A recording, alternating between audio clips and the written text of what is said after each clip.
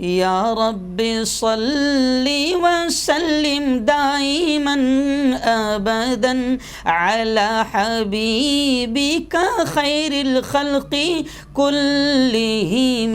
अस्सलामु अलैकुम व रहमतुल्लाहि व बरकातुहू। नाज़रीन, इस्तक़बाल है, स्वागत है आपका viral news live studio Jalgaon, Maharashtra, India में। मैं आपका मेज़बान मुफ्ती मोहम्मद हारून नदवी।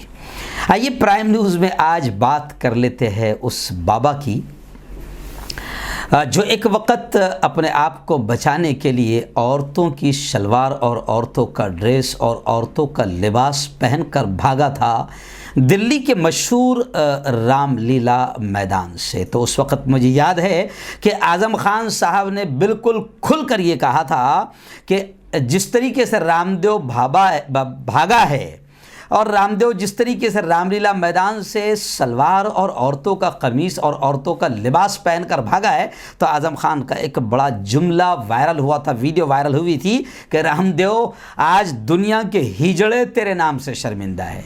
यानी हिजड़ों ने भी इतना हिजड़ापन नहीं दिखाया होगा, आज दुनिया के हिजड़े भी तेरे नाम से शर्मिंदा है। और उसी वक्त मेरा ख्याल इमरान प्रतापगढ़ी के अशार बड़े वायरल हुए थे। इमरान प्रतापगढ़ी ने कहा था, मैं आज ख़ास तौर से प्राइम न्यूज़ में जो खबर दिखा रहा हूँ रामदेव बाबा पर, कि आज वो शख्स के जिस पर हिजड़े भी शर्मिंदा है और अब वो बात करता है कि किसी के बाप में दम नहीं। आज देखिए अंदाज कितना बदल गया है कि किसी के बाप में दम नहीं जो बाबा रामदेव को गिरफ्तार कर सके, बाबा रामदेव को गिरफ्तार कर सके, हिरासत में ले सके, पकड़ सके। आज किसी के बाप में दम नहीं। तब आप अंदाज़ा लगाएं कि एक वक्त ऐसा था कि बाबा रामदेव सलवार पहनकर औरतों की भाग रहा है, यानी हिजड़े भी शर्मिंदा है उसकी इस हरकत पर। और आज ये वक्त आ गया है कि वही बाबा रामदेव सलवार पहनकर भागने वाला कहता है कि आज किसी के बाप में दम नहीं जो बाबा रामदेव को गिरफ्तार कर सके। तो आखिर इतना चेंज कैसे आ गया, थोड़ी सी इस पर बात करूंगा।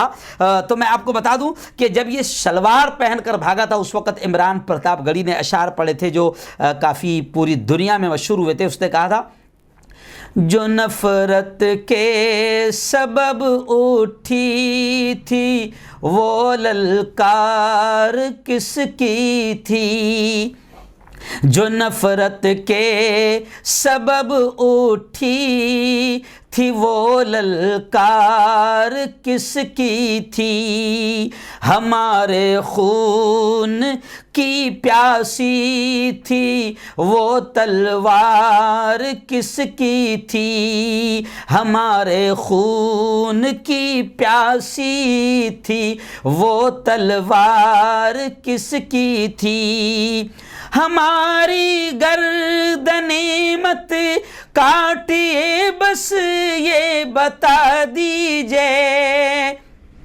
हमारी गर्दनें मत काटिए बस ये बता दीजिए,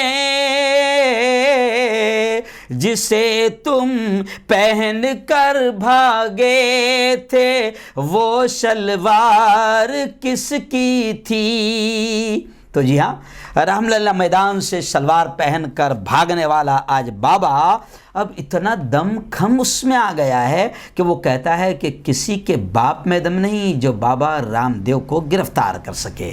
तो खैर आइए अब बात करते हैं कि इतना दम कहाँ से आया। जी, तो इतना दम इसलिए आया है कि अब बाबा रामदेव को मालूम है कि मैं किसका दलाल हूँ। बाबा रामदेव को मालूम है कि 2013 और 14 में मैंने किसके लिए प्रचार किया था, किसके लिए प्रसार किया था। बाबा रामदेव को मालूम है कि बड़े बड़े घोटाले करने वाले, चाहे वो मेहुल चौकसी हो या नीरव मोदी हो या फिर विजय माल्या हो, सब के सब इस हुकूमत में, हुकूमत की नाक के नीचे से, बल्कि लोग तो ये कहते हैं कि हुकूमत के सपोर्ट से फुर हो गए, करोड़ों हजारों करोड़ का घोटाला करके। और जिसकी हुकूमत इस वक्त चल रही है कोई इनको गिरफ्तार नहीं कर पाया है। इसलिए बाबा रामदेव को भी यकीन है कि मैं कितने ही घपले कर लूँ, मैं कुछ भी कर लूँ, मैं सत्ता का दलाल हूँ, मैं सत्ता का गुलाम हूँ, मैं सत्ता का स्टार प्रचारक हूँ। इसलिए बाबा रामदेव आज चैलेंज करते हुए कह रहा है कि किसी के बाप में दम नहीं जो बाबा रामदेव को गिरफ्तार कर सके। तो खैर पूरा मामला है क्या आखिर? जी हाँ, योगा गुरु कहे जाने वाले अब बड़ बोलेपन का शिकार हो गए और उनके बड़ बोलेपन का ये वीडियो अब वायरल भी हो गया है। वैसे हमेशा ये विवादों में रहते हैं, हमेशा विवादित बयान देते हैं और अब इनका ये वीडियो बिल्कुल यूँ समझिए कि मीडिया की जीनत बन गया है, जो वो अपने बड़ बोलेपन से कह रहे हैं कि बाबा रामदेव को गिरफ्तार करने की किसी में ताकत नहीं है। तो वजह यह है जनाब कि बाबा रामदेव का एक नया बयान आया था जो उन्होंने एलोपैथी के खिलाफ दिया है।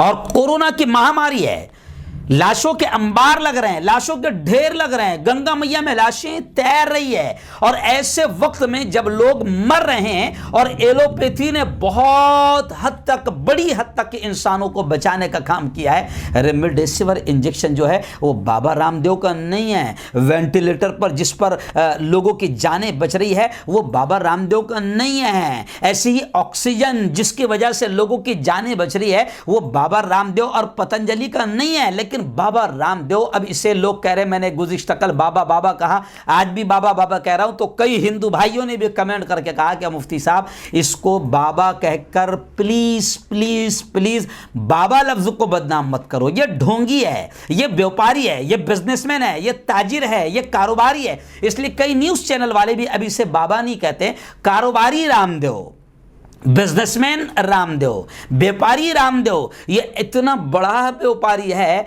कि अब ये बाकायदा पतंजलि के नाम पर इतना बड़ा कारोबार करता है। और जब से 2013-14 में इसने बाकायदा 13 में प्रचार किया, प्रसार किया बीजेपी का, और बीजेपी की जैसे ही सत्ता आ गई तो अब ये इतना बड़ा कारोबारी बन गया है कि ये चड्डी बनियान से लेकर साबुन से लेकर तेल से लेकर हर चीज़ बेच रहा है। लेकिन बीच में ये उस वक्त वायरल हो गया और फंस गए जब इन्होंने कोरोना की दवा लॉन्च करने का दावा किया। हालांकि बाद में ये अपने दावे से पलट गए, लेकिन अभी इन्होंने जिस तरीके से एलोपैथी के खिलाफ बात की तो अब एलोपैथी ज़बरदस्त अंदाज में भड़क गई और इसे डॉक्टरों की तौहीन और बेइज्जती बताया जा रहा है। और अब जनाब बाबा रामदेव की अकल भी ठिकाने आ गई है। क्यों ठिकाने आ गई? क्योंकि अब बाकायदा एलोपैथी के तमाम लोगों ने, IMA ने खुलकर मैदान में बाबा रामदेव के खिलाफ आकर यह बयान दिया है। मुल्क के तमाम डॉक्टरों ने बाबा रामदेव के खिलाफ मोर्चा खोल दिया और उन्हें और बाबा रामदेव को कानूनी नोटिस भी भेज दिया। इतना कुछ होने के बावजूद भी, हालांकि बाबा रामदेव रुकने के मूड में नजर नहीं आ रहे हैं। उनका वीडियो जो वायरल हुआ है इसको लेकर काफी चर्चा हो रही है। लेकिन अब बाबा रामदेव की अकल इसलिए भी ठिकाने आ गई है कि जनाब इंडियन मेडिकल एसोसिएशन ने वजीर आजम नरेंद्र मोदी, PM मोदी को खत लिखा और बाबा रामदेव के खिलाफ मुल्क से गद्दारी का मुकदमा चलाया जाए, इस तरह से डिमांड किया। और सिर्फ यही नहीं डिमांड किया बल्कि बाबा रामदेव को इंडियन मेडिकल एसोसिएशन की बेइज्जती करने की वजह से, एलोपैथी की बेइज्जती करने की वजह से 1000 करोड़ हर जाने का नोटिस भी भेज दिया गया। और एलोपैथी तरीक़े इलाज और कोविड-19 के ताल्लुक से गैर जिम्मेदाराना जो बयान बाबा रामदेव ने दिया है, इस बयानबाजी पर मुल्क से गद्दारी का मुकदमा बाबा रामदेव पर चलाया जाए, इस तरह की बात कही है। तब बाबा रामदेव की अकल भी ठिकाने आ गई है और बाबा के भक्तों की अकल भी ठिकाने आ गई है। लेकिन बाबा रामदेव एलोपैथी को इसलिए कंडम करते आए हैं ताकि लोगों को उनकी दवाओं पर विश्वास हो जाए और वो अपने बयानात के ज़रिए से कहीं ना कहीं धीमे धीमे जहर छोड़ते हैं एलोपैथी के ख़िलाफ़। लेकिन अब एलोपैथी के माहिरीन और एलोपैथी के डॉक्टर्स और इंडियन मेडिकल एसोसिएशन अब बाबा रामदेव के ख़िलाफ़ पूरी तरीके से मैदान में उतर गई है। 1000 करोड़ रुपये का हर्जाने का नोटिस भेज दिया गया है और बाबा रामदेव के ख़िलाफ़ मुल्क से गद्दारी इसलिए क्योंकि अगर बाबा रामदेव की दवा खाकर खुद बाबा रामदेव की पतंजलि आयुर्वेदिक कंपनी का CEO कोरोना का शिकार हो गया और मर गया, मौत के मुंह में चला गया, तो क्या जब किसी को ऑक्सीजन की जरूरत होगी तो पतंजलि काम आएगी? जी हाँ, बाबा रामदेव का वेंटिलेटर है क्या? जी, तो बाबा रामदेव की कोरोनिल दवा काम आएगी। हालांकि बयान पलट कर उन्होंने कहा था कि नहीं, मैंने इसे सिर्फ इम्यूनिटी बूस्टर के तौर पर कोरोनिल को पेश किया था। लेकिन खैर, अब बाबा रामदेव फंस गए हैं, लेकिन फिर भी बाबा रामदेव को अपने अब्बा जी पर पूरा विश्वास है। इसलिए अब्बा जी पर भरोसा करते हुए बाबा रामदेव अभी भी कह रहे हैं कि कौन है जो बाबा रामदेव को गिरफ्तार कर सके, किस में दम है जो बाबा को गिरफ्तार कर सके। तो खैर, अब बाबा रामदेव फंसते हुए तो नजर आ रहे हैं, लेकिन बाबा रामदेव लोगों की ज़िंदगी से खेल रहे हैं। अब इसका इल्ज़ाम उन पर लग रहा है। आप कितने सहमत हैं मेरी बातों से? क्या बाबा रामदेव पर गद्दारी का मुकदमा चलना चाहिए, मुल्क से गद्दारी का? आप कमेंट बॉक्स में अपनी राय ज़रूर दें।